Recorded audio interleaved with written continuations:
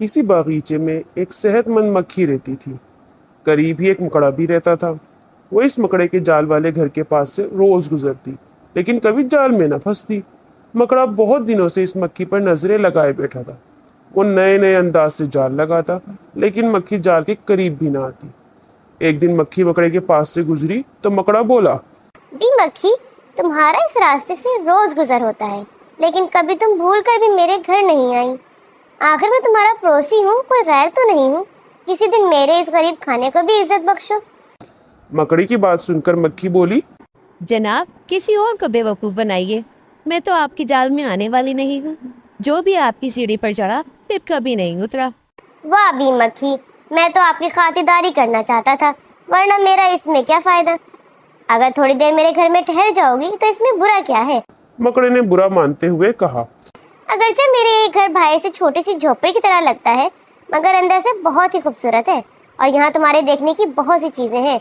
दरवाजों पर बारीक पर्दे हैं, दीवारों पर आईने हैं, और मेहमानों के आराम के लिए नरम बिस्तर है। मकड़े ने एक बार फिर कोशिश की। ये सब कुछ ठीक है, लेकिन मैं तुम्हारे घर आऊं ये उम्मीद ना रखना। तुम्हारे नरम बिस्तरों से अल्लाह बचाए, जो इन पर एक बार सोया फिर कभी ना उठ सका। मक्खी ने साफ इनकार करते हुए कहा। मक्खी की बात सुनकर मकड़ा सोचने लगा कि इस मक्खी को किस तरह फांसूं, ये तो बहुत ही चालाक है। फिर मकड़े के जहन में एक तरकीब आई।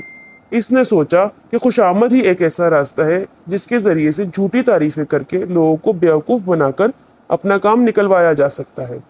ये सोचकर मकड़ी ने मक्खी से बोला, अल्लाह ने आपको बड़ा रुतबा दिया है। जो एक नज़र आपको देखे आपका दीवाना हो जाता है।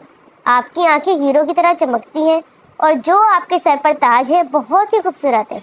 या आपके चेहरे की कशिश, आपकी चमकदार जिल्द और आपका उड़ते हुए आना, ये सब कितना दिल फरेब है। मक्खी ने जब मकड़े की खुशामद सुनी तो नरम पड़ गई और कहने लगी, मुझे वैसे तो आपसे कोई खतरा नहीं है, और बार बार इनकार करना अच्छा नहीं लगता। आप इतना इसरार कर रहे हैं तो मैं आपका दिल तोड़ना नहीं चाहती। ये कहकर मक्खी अपनी जगह से उड़ी। जैसे ही वो मक्खे के करीब आई, मकड़े ने उछलकर उसे पकड़ लिया। मकड़ा कई रोज से भूखा था, अब इसने आराम से बैठकर जरा सी देर में मक्खी को चट कर लिया। प्यारे बच्चों, इस कहानी से आपको क्या सबक मिलता है कि किसी की झूठी तारीफों में नहीं आना चाहिए।